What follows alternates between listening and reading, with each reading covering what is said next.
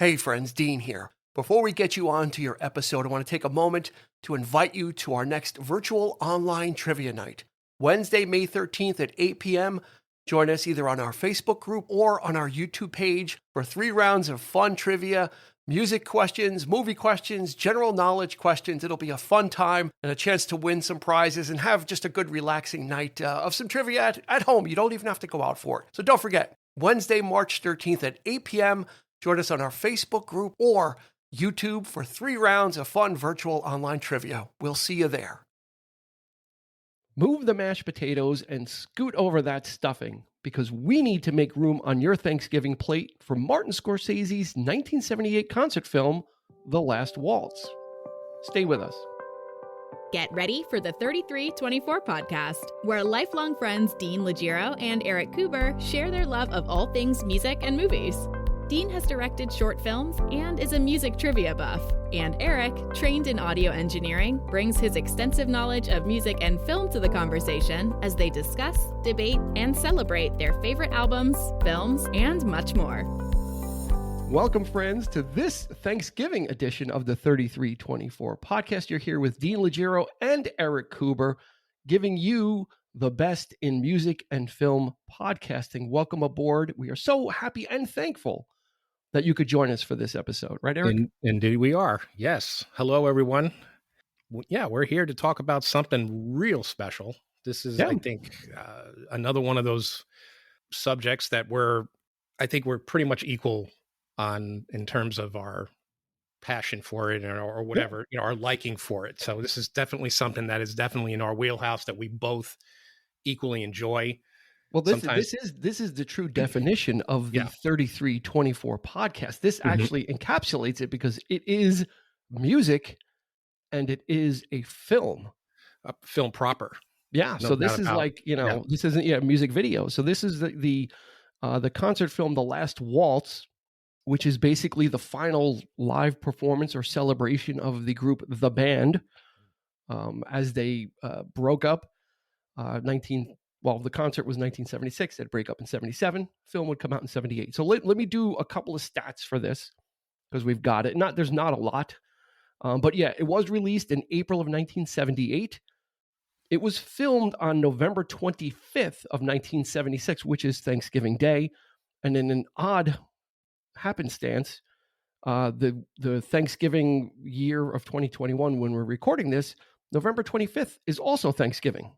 So that's a little kind of, if you're into that superstition thing, well, have at it. Directed by Martin Scorsese, oddly enough.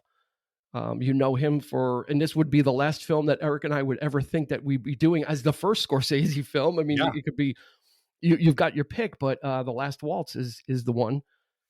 And it features the band, and I'll just run through the members of the band in case if you're not familiar. But you got Robbie Robertson is the main lyricist, which is under some contention as well.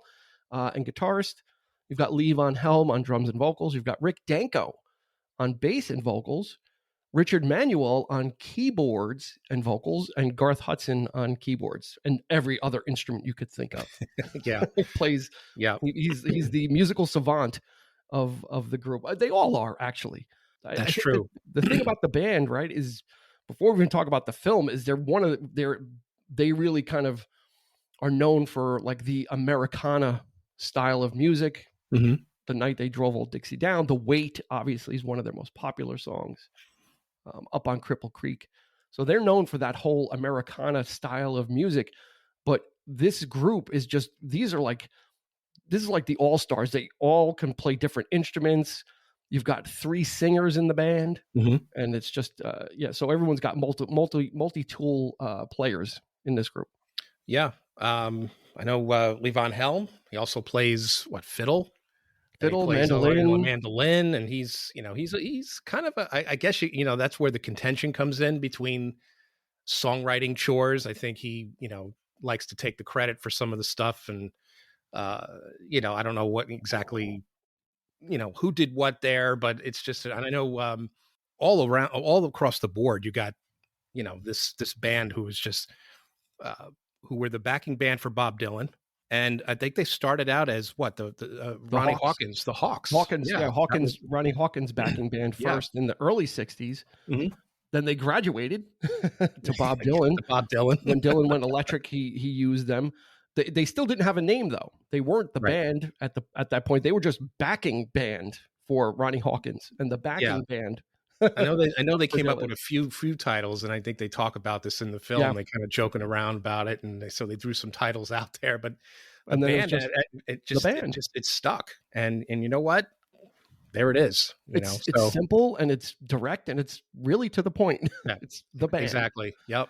So they really came to prominence working with Dylan when Dylan went up to Woodstock and the House in Big Pink. The band, they went up there with him, and a lot of recording, a lot of prolific material came out of that. And then they decided to strike out on their own. So the band, as they're known, was active mainly from 68 to 77.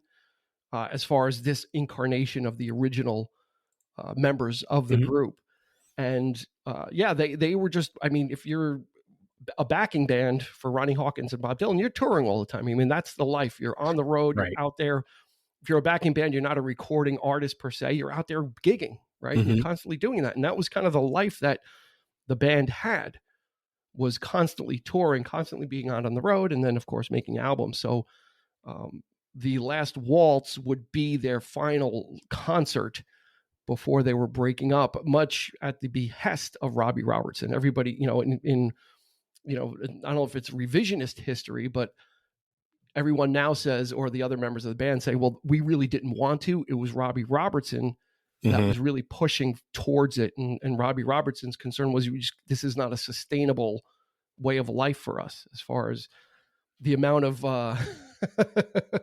the amount of drugs that was really the amount of drug taking that was going on during this time. Of course, he had concerns. He goes, this is just not a way to sustain. And he was actually looking to do, like we've talked about in other episodes, get off the road, but keep the band as a recording concern and just make music, but not have to tour incessantly. Right. Much like the Beatles. Beatles, Beach Boys. Right. Not touring in the 66. They kind of, but I mean, Steely Dan, same thing. Right. Yeah. But you're talking about, I mean, we're talking about circuits that were, this was not, they were playing some big arena, some big places, but they're also playing a lot of like dives and clubs and, just wherever they could, get the ticket or whatever. So you're talking about some pretty shady circuits, and so all kinds of stuff was happening behind the scenes. So I mean, you've seen it all. Oh, absolutely, yeah. So before we start really getting into it, how did you come to The Last Waltz? When did you first see it? I first saw it actually in Dobbs, the Pickwick. Really? Yeah, it was Dobbs Ferry, New York. In Dobbs Ferry, New York is where we both grew up. They had a movie theater in town, which did not play first run films when they first came out. They would get it like maybe a year later. It took a while. So if this movie came out in 78, I didn't see it until probably 79, 80. Really? It was around then. Wow. Yeah. So it was like they used to play like a lot of the music movies. Yeah, they used to do the midnight shows on the weekends. Yeah, so I would go. Song Remains the Same and Rocky Horror. Yeah, I saw Kids Are All Right. I saw Woodstock. I saw this film. Unfortunately, at the time, I didn't. It didn't quite grab me. I didn't know who these people were. I just went. Went to see it, and I was impressed with a lot of the stuff that came out of it. But I didn't know who these guys were, and I didn't. So I didn't think it wasn't until much later on in like the late 80s, as always with us. I remember watching it with you. Yeah. You rented the VHS and we had both been at that point. I think his first solo record came out. Right. Just around that time. Yeah. Robbie's first solo record. Yeah. I actually came to it through a pizzeria.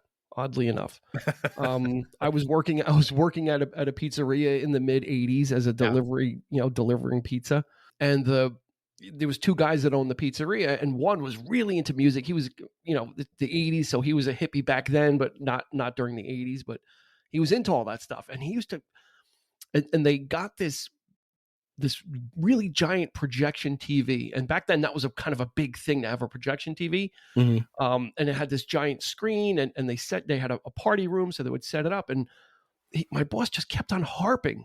He's like, you got to watch The Last Waltz. We have to watch it. We have to watch it. I'm like I'd heard of the Last Waltz as a title, but didn't really know much about it. And right next door to the pizzeria I worked at was a video rental store. So, and in the pizza business, you're working pretty late, like 11 o'clock, whatever. So he rents it like midnight. We're watching The Last Waltz in the pizzeria on this big screen TV. Okay. And I you know what? Mission accomplished, because I came out of there like a fan of the band. I didn't realize, okay, I knew like a decent amount of the band songs, right? But then there was some other performances. I'm like, wow, just amazed. Mm-hmm. So then, yeah, I pretty much got on the band wagon. Get it? Get that? That's a good one. The bandwagon. Yes. Yes, indeed. Yeah, and then right after that, not too long after that, Robbie Robertson put out his first solo album. So yeah, there was a nice area or a nice time when I was kind of coming to know the band, and then getting some new material from Robbie Robertson, who became one of my favorite artists as well. So, which I remember really digging on that album so much. I mean, it was such a different, Robertson? Yeah. Oh yeah. It was such a different, love it. Different sound, and co-produced by Daniel Lanois, who I became a big fan of him and his production work, working with Peter Gabriel and U2, and that's what he did. He grabbed Gabriel and he grabbed U2, right, and got them involved in Robbie Robertson's solo. And that's very much Robbie Robertson's thing is being in the moment of what was going on in the music scene, and this would be inherent in all of his solo work going forward. You would see different artists and different whatever was. He even touched upon electronica at one point. He was doing like electronic music and some blues and this and that. And yeah, I just loved the absolute sort of eclectic nature of that record. And Bodines, that was a band that you and I were into as well. Tony Levin was on that album. I mean, it was Maria McKee from a band called Lone Justice. But the curious thing about Robbie Robertson is the leader of the band, recognized as the leader of the band, recognized as the lyricist, but never sang a song. And really, in the recording of The Last Waltz, famously, the story is his mic was turned off, because he just didn't have a good voice. So you see him singing throughout the movie, his microphone was not on. So it was really interesting that this guy all of a sudden starts putting out solo albums, and he's got an interesting voice, but that's really what I like about him. He's not a croon. He's not a singer. He's not a singer. He uses what he's got. The job done. I mean, what he's emoting and what's evocative of what he's writing about. Yeah, he gets it across. Yeah, absolutely. Yep. And I think it's his guitar playing that really, his distinct. We'll get to that. Of course we will. You just wait. You know what's coming. I know what's coming. Yeah, you know what's coming. It's in the notes. It's coming. It's on its way. But in the meantime, so Robbie Robertson had this idea. This is not sustainable anymore. The road life is not sustainable anymore. So let's have a concert. We'll have a concert, and we'll just kind of have a show and see ourselves out. Right. Basically, that was the thing. Then it was like, Ronnie Hawkins, let's get him, because he was like, our mentor and somebody we worked with. And then before you know it, they start getting all these people to show up for this concert. Robbie Robertson reaches out to Martin Scorsese. He does not know him, but knows he's a music fan, and says, hey, would you be interested in filming this for us? Like, we got, and this was like 6 weeks before, which is not a lot of time to prep. Really, it's not. And he was actually working on another film too. I believe he was working on New York. Yeah. So he was thick in the middle of his own career and doing things. And then this Robbie Robertson guy comes up to him and says, hey, would you be able to do this? So they really pulled it together. I mean, they got like Scorsese got a lot of his directors of photography, different people. He worked to be cameraman on this, to really just kind of shoestring it. A who's who of talent, right? I mean, Dr. John, Ronnie Hawkins, Muddy Waters, Clapton, Neil Young, Joni Mitchell, Van Morrison, Neil Diamond, just everybody. And then they secured Bob Dylan, which was the big, Bob Dylan was the big get at the time. So that was like the big thing. So, so they put this show together, and the fun thing about it is it took place on Thanksgiving. Yeah. So the event actually started at 5 o'clock in the evening, and they served 5,000 turkey dinners to everybody. That's And amazing. there was ballroom dancing. So this was held. I'm sorry, this was held at the Winterland Ballroom in San Francisco, which is legendary music promoter Bill Graham. It was one of his venues, and that was like one of the first venues they ever played as the band, or the first venue they played at the band. So they thought it would be apropos to close out their career there. So 5,000 turkey dinners. They had tables set up in the venue, long tables where everybody was eating, and then they moved all the tables and had ballroom dancing. That's a hell of a Thanksgiving feast, man. That's what a way to celebrate Thanksgiving with 4,999 other right? friends. Right. And then the concert started at 9 p.m. So they had 4 hours of kind of revelry. Mm-hmm. The concert started at 9 p.m. Now, the interesting thing about the movie is, what is it, like 2 hours, give or take, maybe a little bit less? And it's got interviews, and it's got other supplemental stuff in there. Mm-hmm. The concert ended at 2:15 a.m. Yeah. This was like a 5 hour and change concert, not counting the 5 p.m. dinner, the 4 hours of all that. Then the actual event starts at 9 p.m. doesn't end until 2:15 in the morning. Yeah, that's amazing. They should have started it earlier. I wouldn't have, if you had been there. It should have been a Thanksgiving lunch. If you had been there, though, I mean, to have experienced that would have been. Oh yeah, something. That's an event like nothing else. I mean, you can't pull that off today with having. No. They have festivals nowadays, obviously, with all that stuff. But going to an event and having a sit down turkey dinner on Thanksgiving. It was almost like the end of an era there. It was a celebration. Not just for them, but I think, just the music scene in general. Things were changing so rapidly at that point. And as Robbie Robertson pointed out, it was the perfect exclamation point to our, and to have been into the band, to go back and listen to what they've done, to have experienced them and live before. We didn't know any of this. We didn't. When you see the film, but you still feel it. You still feel that emotion. You still feel something from it because it just works so well. And I think, I don't know if it has, obviously the performances there, but let's give credit to some credit to Scorsese and the way he approached this damn thing, which was very much like a movie in itself. I mean, he went nuts. I mean, he actually, wrote a script, storyboarded the whole thing. He had every camera was manned. It was at the ready. Robbie Robertson his head was spinning. He's like, I can't believe this guy. It's like, I wanted him to film it. But when you film something today, like in a concert, you got guys on the, off the stage and, it's not always perfect and this and that, whatever. This guy had everything, Michael Chapman and bringing his cinematographer. He worked on Taxi Driver. He worked on, Raging Bull, and he's completely had the whole thing like planned and set up. And it's just amazing to think that, every song, the lyrics were written down. Scorsese went through every song. He wanted camera angles and camera shots, and the lighting and everything. The mood of what the song is. What are the lyrics saying? We got to set the lighting up a certain way. I mean, it's like, how do you do this in 6 weeks? 6 weeks. Yeah. Right? You know what though? It wasn't without its issues though, because with all those, and it's amazing that they got what they got, because the thing that Scorsese didn't count on as a feature filmmaker and not a documentarian is that film canisters need to be changed out when you run out of film, because they shot it on 35 millimeter. So this wasn't digital, right? So you have to change out the film when it happens. And for one performance in particular, Muddy Waters, all the cameras were shut down except for one. And Scorsese, I believe, was telling the guy to shut it down so they can kind of swap everything out. And he's like, no, I'm going to continue to film. And if you watch, it was the one camera shot. And thank God. Thank God, because he's a hell of a performance. Manish Boy. Yeah, that's right. So some weird happenstance for that. Audio wise, I'm sure there was some enhancing in post production. It sounds incredible though. I mean, just some of these versions from the last Waltz I like better than the studio versions, and I'm usually a hound for I like the studio version. I don't like the live. I could probably the night they drove Old Dixie down, forget it.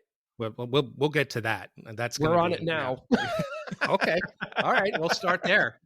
Fine. The studio version does not hold a candle to No. that No. live version. You will not Absolutely amazing. hear a more impassioned performance of that song than what Levon Helm does in that. I mean, it is one of the best performances by a drummer, no less. I mean, this guy sings, and that always impressed me was, this guy he has such command, not only of his voice, he's got a very, very strong voice, but also his drumming style is just, he's so on. Yeah. He's so and confident. the horns in that, oh my God, that arrangement of it too. Oh my God. Just a lot. There's I so much. I watch it and it brings tears to my eyes every time. It Yeah. does. I get, I get emotional about every stupid thing. But seriously, I mean, this was a performance for the ages right there. Yeah. He's great throughout the whole thing, but I mean, just watching him in this song is just, oh yeah. And the horns just drive it home.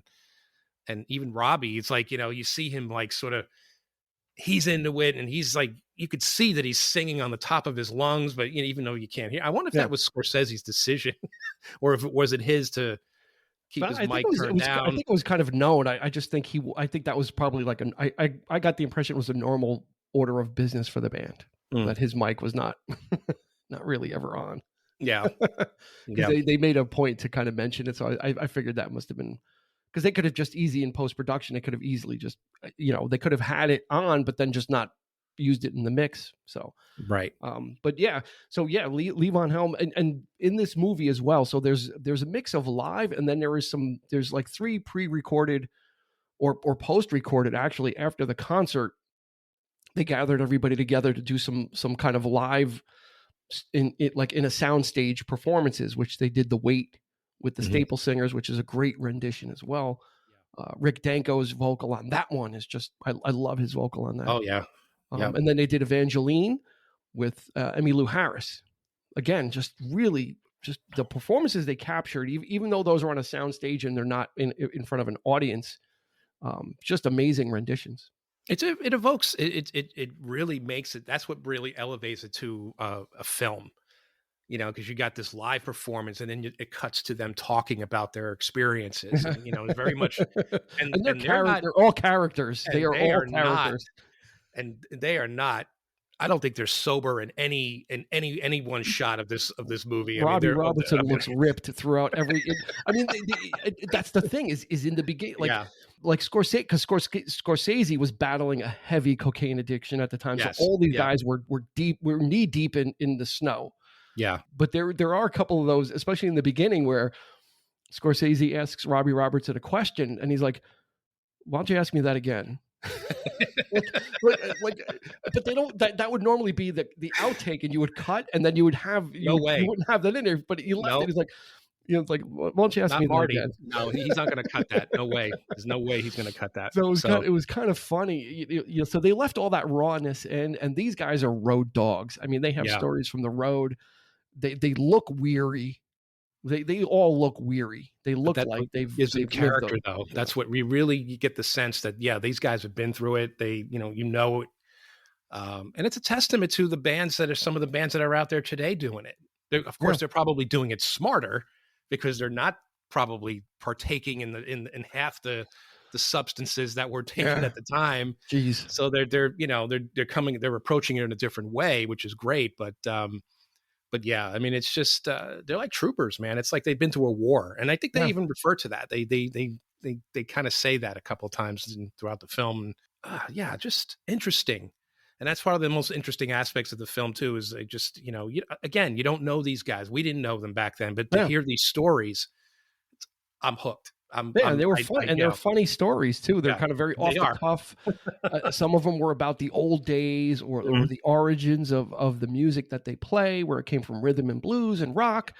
So you get a little bit of a time capsule of where they were in their career, but then also looking back at the start of their career and how they came up.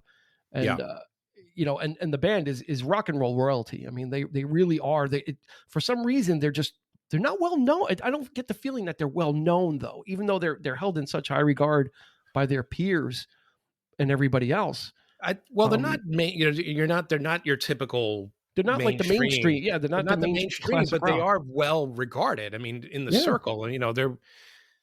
well respected, so much critically. so that Clapton wanted to join the band. I mean, he literally was leaving, right? Like when Cream broke up, he was going to Woodstock because he goes, I want to join the band. Like this is the kind of environment I want to be in. Yeah, he was always looking to just be a guitar player in the band. He never, he was never comfortable with being like a front man. It was Delaney Bramlett that kind of brought him out in that. But yeah, I think I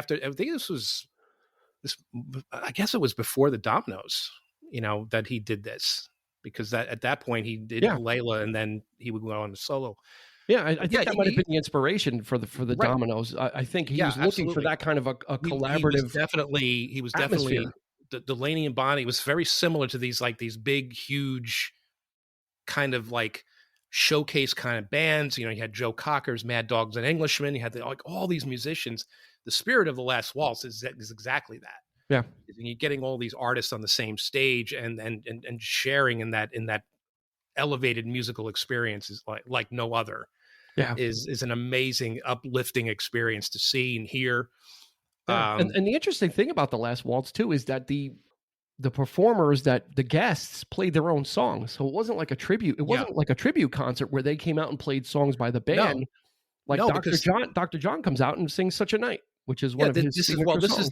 This was another interesting aspect of the whole thing, was that these artists were what the band was into. Like they wanted to showcase their interests in music and their friends and different aspects, country, blues, folk, whatever they were into. They that's why they invited these artists, because they were representing what they were into and what influenced them in their songwriting and in their own stuff. So it's great that they did their own stuff, them backing them up, but then for them to go on and do their own thing too, which is some of my favorite moments is when they do their own songs. And there's, nobody else around but them, and, hearing stuff like, Stage Fright, which is another one of my favorites, Danko. That's a great performance right there too. Speaking of Dr. John real quick. Yep. Do you know that he was the influence or inspiration for another famous doctor? He was the influence for Dr. Teeth of Dr. Teeth and the Electric Mayhem. Yeah, I could see that. Muppets. He was. Okay. he was the inspiration for Dr. Teeth. I see it. Yeah, I get that. Can you picture that? Yeah. From the all right. with that Cajun, that New Orleans drawl that Dr. John has, but that's right. He was the influence for it. So another bit of useless trivia. Just throwing it out there. I actually got to see him. He opened. Oh yeah, Dr. John. Yeah, he opened for Tedeschi Trucks Band, and wow, they had like several other artists. It was like St. Pete, and that was great. So he came out, and I think he did a couple songs with them. But again, another band that's out there doing this kind of thing and keeping that spirit alive of having spreading the word of just playing this great music and showcasing all these different artists and being able to share the stage with someone that influences you or that you might be influencing them. I mean, even bringing in younger artists to, under their wing, to push them out in the spotlight too. So this was just a total celebration of their career. The movie kind of chops up the order, but the concert was the band did all of their material first. So you kind of got a concert of the band doing all their stuff. Then they started, trotting out all the different guests, we got some special guests here. You want to talk about an eclectic group. I mean, you've got Neil Diamond to Neil Young. Yeah. Right. I mean, you're not going to get and kind of everybody in between, right? He's like the wild card, isn't he? Neil Diamond. It's like everybody talks about Van Morrison. Why is he there? Why is Neil Diamond there? He's always the one guy that everybody singles it, but he was great. He was absolutely great. Everybody was great. Yeah, and that's the cool thing about it, though. It's like you don't care. It's like Neil Diamond. No, you watch him and you love him. Because back in the day when you think about his early stuff, I mean, he was doing very much what a lot of these other artists were doing too. Yeah. I mean, it was very sort of folky, kind of rockish. Yeah. It's not, we're thinking of Neil Diamond like later on in years. Yeah, like Sweet Caroline and right.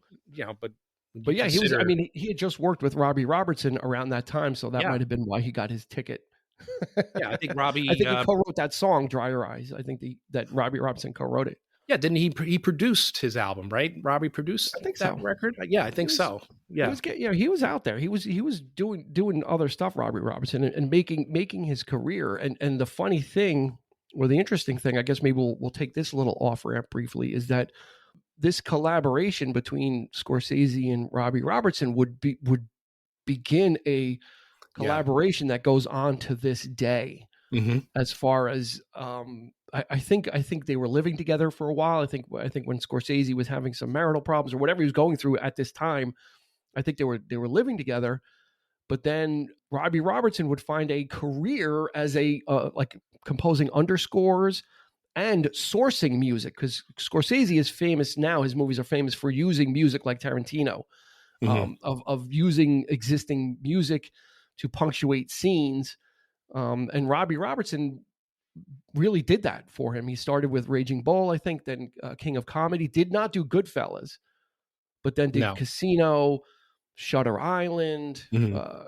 Wolf of Wall Street, all The Irishman. So this is a collaboration that has gone on for years, where he uses him to help source the appropriate pre-recorded music, but then also compose underscores. And I didn't know he co-wrote "It's in the Way That You Use It" for Clapton. Yeah. I didn't know Robbie Robertson. Yeah, that was for The Color of Money. Color of Money. Yep. Yeah, which he picked all the artists off on that soundtrack.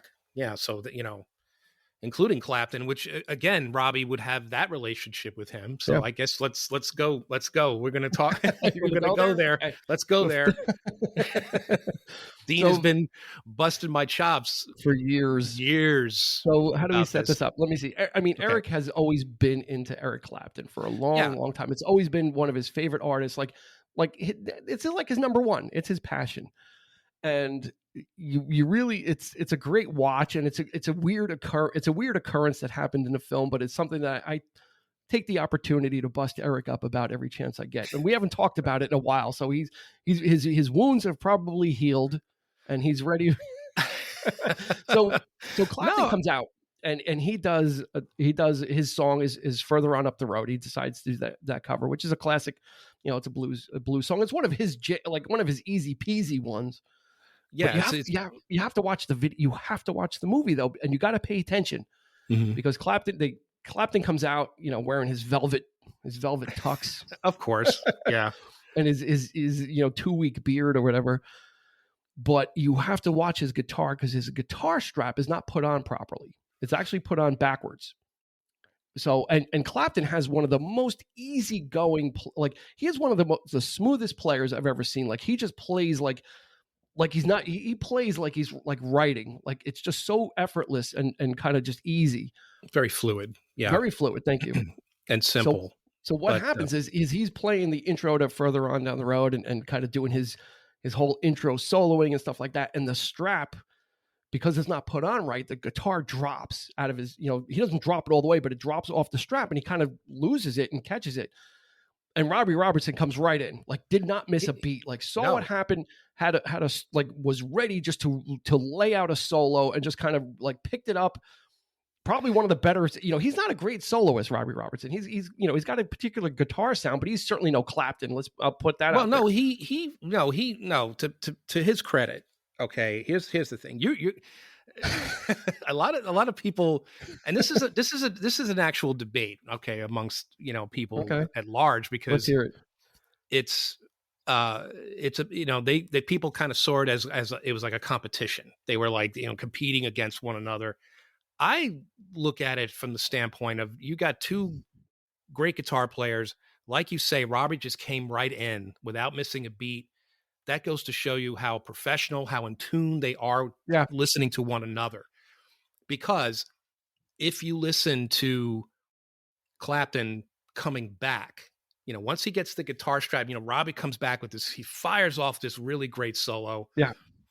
And it's phenomenal. It is. And you could, you could argue, he blew Clapton away. That's round one went to Robbie Robertson. Just, round just two, in the, maybe not. Just in the tone alone of his guitar, because he had such a fiery, different sound. Yeah. And Clapton was doing this thing, and even Clapton, I'm sure he was amazed. And this is something that he loves, is he watches other guitar players. he, at the beginning, it might've been something like, okay, these guys are the competition or whatever. Maybe there's some ego there. I don't know. Whatever. I never thought of it that way. Yeah, I never really thought of it that way. But if you really listen though, if you take the time to like, you could watch it, but I think if you actually listen to the audio portion of it, you hear Clapton come back. And what he's doing is when Robbie's still playing the solo, Eric starts playing rhythm. You hear it. You hear him come right back in, and he knows exactly where to come right back in to play, just finish out his solo, and then he comes in with his solo. Yeah, Robbie Robertson kind of hands it off, like kind of, that winds down what he's doing, and it almost kind of, if you watch the movie portion, he almost kind of motions towards Clapton, like, Eric's kind of standing there. He knows. He's standing there smiling, but he's waiting for his spot. He's waiting, but he knows instinctively where to come in. And Robbie would comment on this actually, on the Clairvoyant album that they did together, that Clapton guested on. In the liner notes, Robbie said, he goes, Eric he's always had a knack for knowing exactly when to come in on a song and when not to. And what not to play, it's that, to me, is just is every bit as great as like just coming, firing off one guitar solo after another. It's like these guys, it's a conversation. They know how to speak to one another with the guitar, and that's impressive. Yeah, no, that was, I never thought of it as they're competing against each other. I just thought it was always funny how Eric Clapton was held in such high regard, and then. Just like Robbie Robertson had like the one shot, and he did of this freak thing that happened, and he took his shot. Comes in, and because his second solo wasn't as good, but that solo was just snappy, it was peppy, it was jumpy, and it was a counterpunch to the way Clapton plays. But when you listen to when you by the end of the song, when you hear them both together, and how they're harmonizing, Clapton has that higher pitch in his tone. It's phenomenal. I mean, I think it's one of the biggest crowd moments if you listen to the audio on the album. It's like that's the one moment where they turn up the crowd, like but it's just I mean, it was but I think in Clapton himself would probably say I was probably drunk off my ass anyway, because like he probably was. Who wasn't? They all were. Who wasn't? Right? Yeah, right. But I actually got to see that recreated at Crossroads. I mean, he invited Robbie to come out, and they did that song again. And he introduced Robbie as Robbie introduced him, playing guitar, and they came and they recreated it, and it was great. It wasn't as great as that performance, obviously. No, because you can't recreate the accident that happened. No, you don't. You don't recreate that. Right. Purely something that probably a guitar player never wants to have happen is to strap on hooks from the guitar, and he didn't drop it. It fell out of his grasp, and he grabbed it long enough for literally like 2 seconds, maybe not even. And Robbie just came right in and just like, I got you. I would think that most people would be rattled by that. There was just no way to come back from that. You know what I mean? But he did, and I give him credit and picked it right up. Yeah, it's such a great moment, and it's one that we've always. You always give me a lot of grief about it just because I knew it irked you. Like it irked you that I would keep doing it. That's why it's like, you blew him away. It's like, but I never, like I said, I might have thought that back in the day, but now it's like, you really you get a better sense of who they are as musicians. The camaraderie was absolutely there. Yeah, it certainly wasn't a Steve Vai, Ralph Macchio, Crossroads duel type thing. It was he stepped in, was able to provide a really nice solo and kind of keep the song moving right before it broke down, or we got to let's do it again, because the song just started. They could have easily just said, let's start over again. Right. They could have just easily done that, because it had just literally started, and said, no, let's Robbie picked it up and kind of vamped that solo till Clapton was ready, and then handed it back off to him too. And what a solo it was. I give Robbie. I mean, he absolutely blew it out of the water. I mean, it was just it's a great moment. One of the better. It's one of my favorite moments in rock history, actually. When you think about the mistakes, like that, you don't really hear or see that often. It's just, but it's there, and it's one of the great great moments. So Yeah, it's just amazing. And yeah, you know, Neil Young, I mean, another yeah, a fellow Canadian comes out and does Helpless, and Joni Mitchell helps out on kind of like some of the backing vocals, but they kept her yes, off stage, and you see it in the film. You hear her singing, and you're like, is that Joni Mitchell? Then they cut to her, and she's like in the dark, like in a shadow.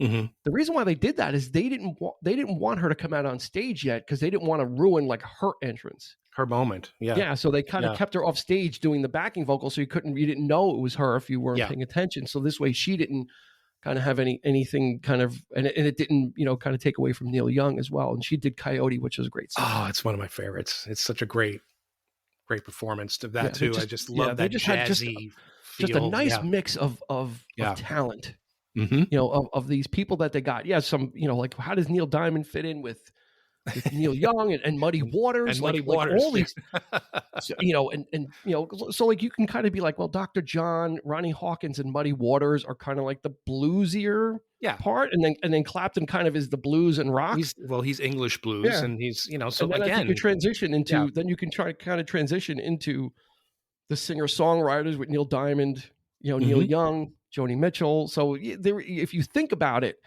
there is some groupings. Yeah. You know, and then my favorite performance, friggin' Van Morrison, Caravan. Oh my God. Yeah. When I saw that, it makes me smile every time. With he that left leisure suit.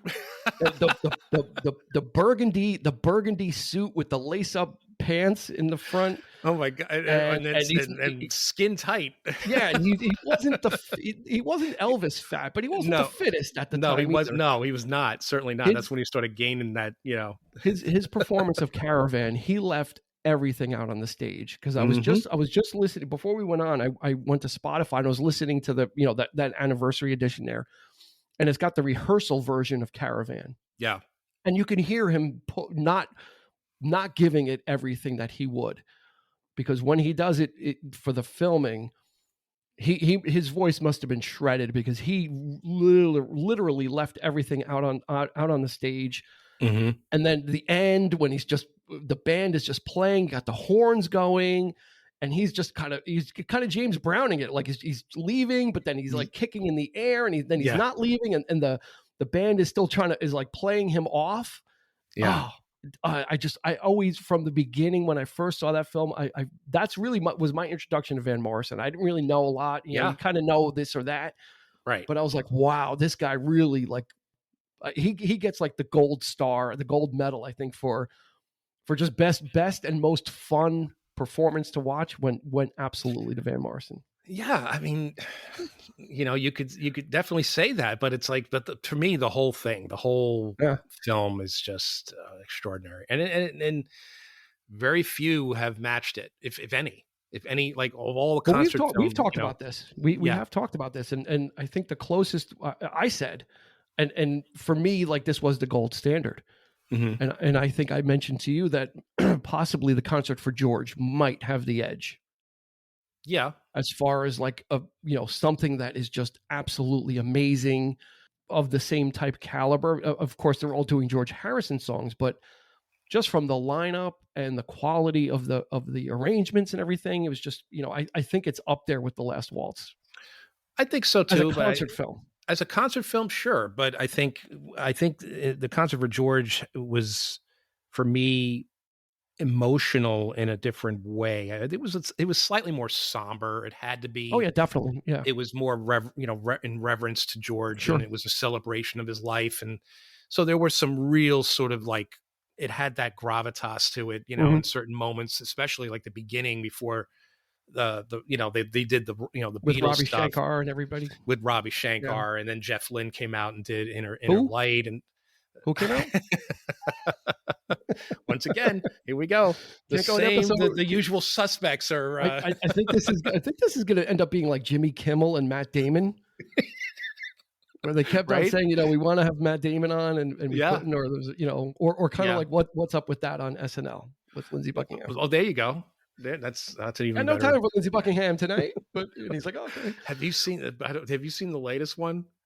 Yeah, with with the guy pretending to be like he said it was him. Pretending it was him, and it's like it was the best, costume ever. It was like Halloween episode. Oh my God, I was dying. It was so and funny. then I think Lindsey Buckingham tweeted like, "Hey, it was great being on SNL for that episode," because he was just totally took it to the next level. But yeah, that's I think that's the one. I mean, and there's people might make a case for Song Remains the Same. There's not a ton of concert films Stop Making Sense. Another big one. Yeah, that's a good one. I mean, there was a lot of those type of films, but this one was, like you said, it had that film quality to it because it was had documentary elements to it. Yeah. Also. So it wasn't just a straight up filmed performance, which Concert for George was straight up filmed performance. Song Remains the Same, filmed performance, not really documentary. It had those weird interludes of like the film stuff, like with the they try to get a little artsy with it. Yeah, riding through the countryside on a horse, and to be frank, to be honest with you, I actually had my brother had the vinyl, the soundtrack for Song Remains the Same, and I didn't like it. I thought it was horrible at the time. I just this is not. They don't sound good. They just, I think Robert Plant, his vocals were just not quite there for me. Just for everybody, that's Eric. But saying that. But I, of course, over the years, you realize that this is rock and roll. Yeah. Because we're so in tune with what's going on in the studio. We want things perfect when you're young, it's not going to sound that way in a live, not always. But you would think though, with a live thing that they're recording, that they would put their best foot forward. Yeah. But I'll tell you a little inside baseball, just like about how the last Waltz, they filmed those soundstage things and they had to sweeten some things up. For Song Remains the Same, they actually had they refilmed some of that stuff too. Like they didn't the Madison Square Garden gig where they filmed it, they didn't get all the footage they wanted. So they actually brought them back out, made them wear the same clothing, and filmed everything like them miming. So they can get close-ups and stuff like that, and you can tell because you'll see like nothing behind them a lot of times. So, little inside. Yeah. Let's talk about, before we move on to like the aftermath. But we didn't talk about Dylan. Okay. In the last Waltz too. This was a fiasco. This was the typical Dylan, right? A lot of the investors in this film got made because of the promise of Dylan, like showing up and being a part of the project, right? I mean, he still had that clout and that pull that, Dylan's going to be there. Okay. Then we'll do this. Yeah. So they're filming throughout the day, right? And this thing started filming at 9:00, and there was an intermission at some point, and Dylan goes up and says, "You know what? I don't want you filming me. You're not going to film any of my stuff." I was like, "Are you for real? Like you're pulling this now, the night of the show during intermission, and you're coming here and saying you don't want us to film anything?" So people were livid. It was panic in the streets. Yeah. And he wasn't listening to anybody. So what because there was a couple of reasons. He had made a film that was coming out soon, and I guess he felt like he didn't want that to be this to step on that. Again, legendary concert promoter Bill Graham. They're like, this guy's Bill Graham is probably the only person that Dylan will listen to. So Bill Graham went over to Dylan and said, "Listen, you got to be reasonable." Mm-hmm. They came to a compromise. They actually did not get to film his whole thing. He said, "You can film like 4 songs out of my set." It was like, freaking Dylan, like this guy doesn't stop. He doesn't stop making people miserable and just I know. making it harder for people to like him. But you still like it. Like you still have to like him because of that. Exactly. You got to give the guy credit. He's got a set. He's got a set of stones on him. You do that the day of. Like you're not going to film me. Like, really? So I think they made the agreement also was, okay, you know what? Let us film you. This film won't come out until after your film comes out. And it was some weird thing he made, and it bombed anyway. And it never even been released on VHS or DVD. The one that Dylan made. So it was all for naught. But they came to the agreement, and he did. Forever Young. Mm-hmm. Let Me Follow You Down. Baby, Let Me Follow You Down. and then I Shall Be Released as well. Those were the ones that they captured on film. But he did a bunch. He did Hazel, and he did I Don't Believe You. So there was a couple of other songs that he had done, but they just didn't he do Love Minus Zero? No. Or what am I thinking? It might have been his 30th anniversary show that they did that. Okay. Yeah. So and then at the end they had everybody come out for the obligatory jam session. They added Ringo Starr for some reason. It's like, yeah, come out and hit the drum. I know it's always weird. It's always weird when they trot him out. Like it's always weird when they trot out multiple drummers at these things because they're only going to reuse one. They did it. They did it at the concert for George. They're like 8 drummers out and Ray Cooper and every percussionist under the sun. They're only going to use one drum track because all the guys are doing like all these fills. Like everyone's doing fills. You can't have a song with 20 fills every 8 bars. No, it's an absolute disaster. It's a mess. So I just thought it was always strange when they bring out extra drummers. Like, especially Ringo, but Ringo, and they just throw him in everything. I mean, the guy he's everywhere, right? You get him for the name. Nothing against Ringo drumming. I'm not making that point. I'm just saying, it's overkill when you have multiple drummers at these shows and these kind of tributes and these farewell shows. It's like you don't need 3 drummers. Well, getting back to Dylan, it's cool that at least he did show up, unlike the concert for George, which that's the one thing that I was disappointed. Was he invited? Why did he not take part in that? Was he invited? That's the question, I guess. I don't know. He should have been. You think he would be, right? I mean, Wilbury and whatever, but maybe that's why. I think that's where frankly, that's, the relationship that Harrison and Dylan had was a hell of a lot longer than, the relationship with Petty and Jeff Lynne. Yeah, of course. So. Yeah. I mean, he covered If Not For You on All Things Must Pass. I mean, he's been a Dylan fan from the jump. That always seemed odd to me. And I never really. He's quirky. That's why. Maybe Dylan was like in California touring and couldn't fly to Albert Hall or wherever. Like, it could have been a scheduling thing too of I can't get there for the one for the rehearsals and everything else. But I tend to think otherwise. But but knowing what we know in our experience with him as well, he probably just did it to spite. He was probably making his bourbon and his whiskey. So they would wind, the concert would end, obviously Thanksgiving of 1976.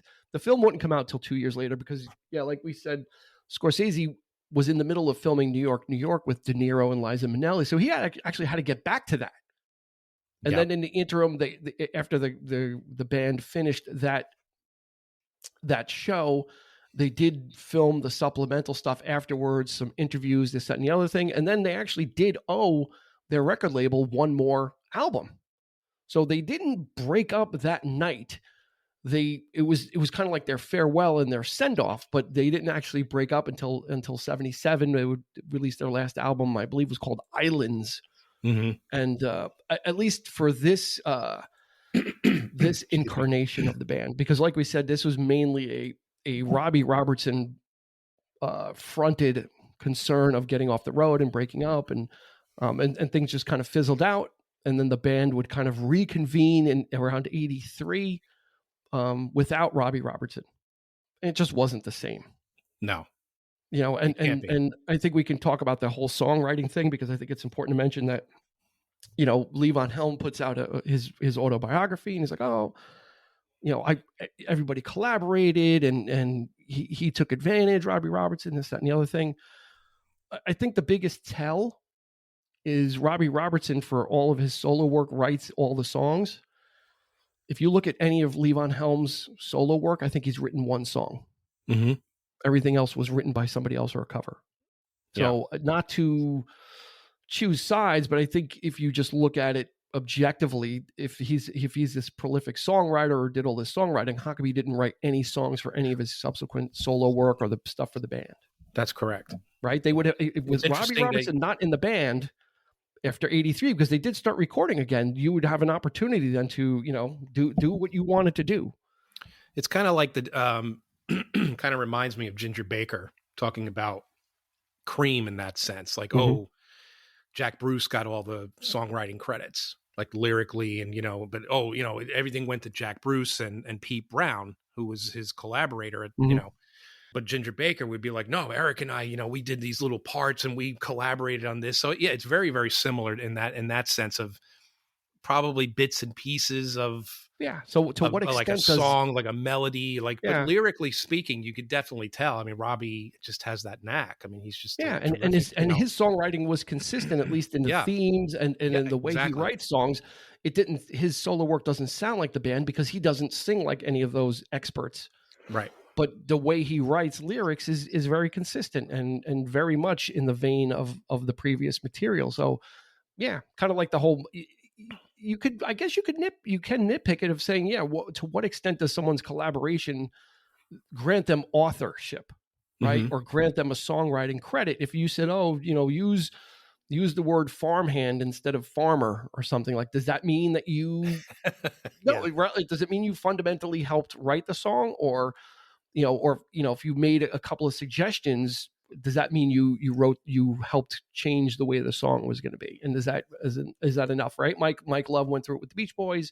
He ended up getting credit though. So he was in the right in that one of, yeah, I wrote a lot of this stuff. I contributed. Mm-hmm. With the band. I'm not so sure.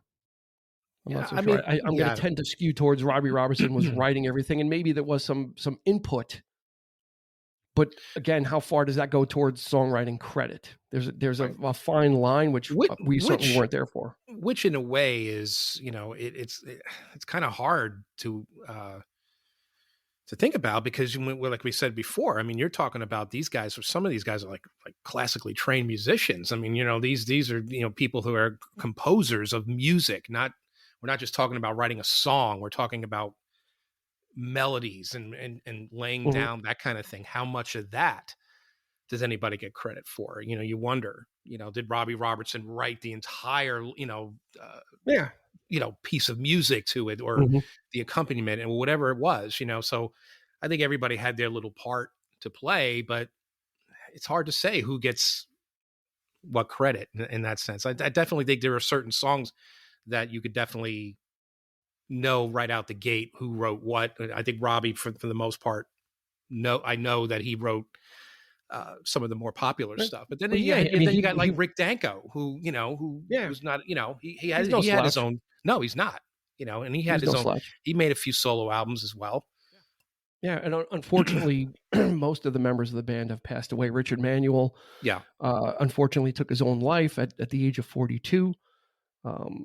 Rick Danko would die a few years after that, and then Levon Helm would pass in 2012. So the only two surviving members of the band are Robbie Robertson and Garth Hudson. And Garth Hudson is pretty much up there. He's like 84 or something like that. So he's up there. It's a shame. It really is. You never know what transpires.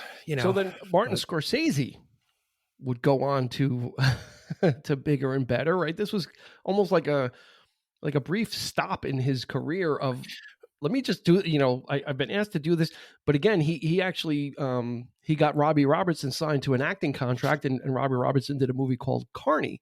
Because after United Artists or MGM saw him in The Last Waltz, they're like, oh, this guy could probably be an actor. And he did do some acting, Robbie Robertson. I mean, well, he definitely has the look, right? He's kind of a handsome, I mean, he's got that kind of movie quality to his features, right? He's got that voice too. When he speaks, he's got that low timbre to his voice. Like in a lot of the songs that he does, I mean, he actually talks, and it's a spoken word kind of thing, which we love. I just Somewhere Down the Crazy River, and that kind of stuff is just great stuff. Sonny Got Caught in the Moonlight. I love that. That's with Rick Danko. Yep. Rick Danko helps him out on that too. But it was. But he did some acting, wasn't he? In I think he was in that movie, The Crossing Guard, with Nicholson. I think Robbie Robertson was like the husband of Angelica Houston or something like that.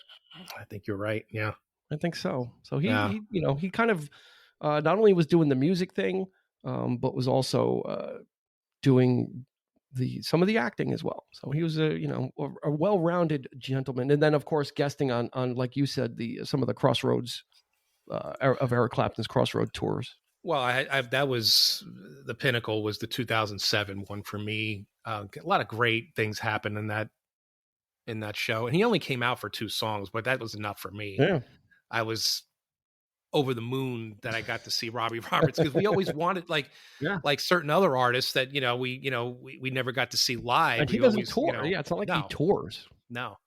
He's but he did. He went with the Clairvoyant album. He toured, and he toured with Dawes. I really? seem to recall. Oh, see, I missed that. That they were his backing. Clairvoyant. Yeah, they were his backing band, because he was really like the Bodines. This is this brand new band I really like. I think they're going to be my backing band for this. It wasn't a major tour, but he played some dates. Yeah, cool. So yeah, but interesting. The Last Waltz.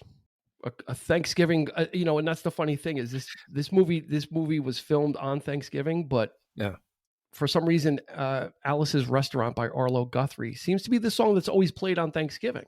Right? I don't know are you familiar with that song? Yes, of course. That became like a Thanksgiving tradition. I got to see this in the theater like the day before Thanksgiving a couple of years ago, because they showed it in like, like one of the music halls or whatever. And it was great because I was in there with a bunch of people. Everyone clapped after each song. So it was like going to a concert. But I think this is a really great Thanksgiving tradition because it happened on Thanksgiving. Yeah. So I think it's a great one. It's a great one to pull out for this holiday. If you're going to be traveling, you're going to have people around, or you want something on in the background, you could put on The Last Waltz. I totally agree. And given that the fact that it's the 25th, which is the day the date it actually happened, I think no better way to celebrate. Absolutely. No better way we to talk celebrate. about like, what are some of the things that we watch on Thanksgiving Day? Yeah. King Kong. Where did that come from? Like, how did that become a Thanksgiving tradition? Because I think they cut out a scene on Skull Island where he killed a prehistoric turkey, like a giant turkey, but they cut it out. So it's just, it's just bizarre how these things, for 10 years that thing was on every year. Son of Kong, Mighty Joe Young. Like, when did this become a tradition? And you got stuff like The Last Waltz, which sitting in the can waiting, it actually happened on Thanksgiving. Right, exactly. So then maybe we should start our own. Well, we get it out there. We'll start our own tradition. Hopefully people will. Hopefully listen to this episode check this out. Yeah, absolutely. It for us, I think of it as a Thanksgiving watch now because of when it happened. So now that everyone else is aware that it was a Thanksgiving Day occurrence, hopefully you'll add it to your rotation of things to watch or have on in the background. So I think that's going to do it for this Thanksgiving themed episode of the 3324 podcast. We're going to leave the whole social media thing to the side and thank everybody for joining us on these voyages and trips through music and movies that we so enjoy and love. We are grateful for your support. So we're going to leave it there. For Eric, this has been Dean. Everybody have a happy Thanksgiving, but don't forget to please be kind and rewind. You've been listening to the 3324 podcast with Dean Legiro and Eric Kuber. You can find us on your favorite podcast provider, so please like, subscribe, and rate to become a part of the 3324 family. Your feedback is important, so make sure to follow us on Instagram and Facebook at 3324 podcast and on Twitter at 3324p to join the conversation.